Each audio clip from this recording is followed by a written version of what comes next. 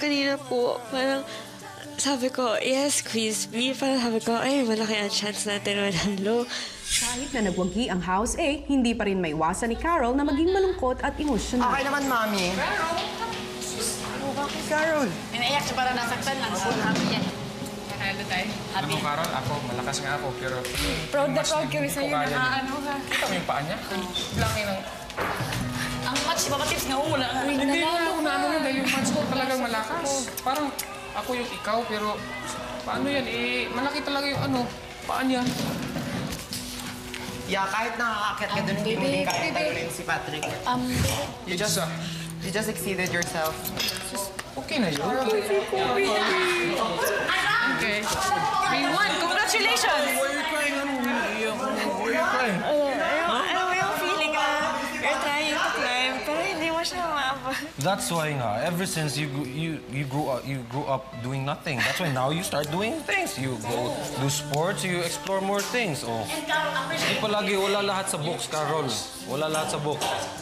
Go do extracurricular activities. Explore life. See? Oh, do a lot of things, huh? Huh? I got worried for Carol. I was like physically unable to climb it since yung mga ever since before we were housemates, parang she had yung mga mahirap. Activities. Yeah, physical activities po, kuya, mahirap po. And then I looked at Jason's shoes. I was like, patay kang bata ka. Dead you child. No, okay, Carol. Noong una ayaw magpatulong. No, nakita ko yun. Sabi niya, tulungan ko na sana.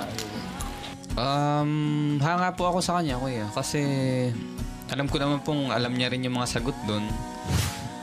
Yun lang po, hindi lang po siya talaga makakyat para makapag-buzzer.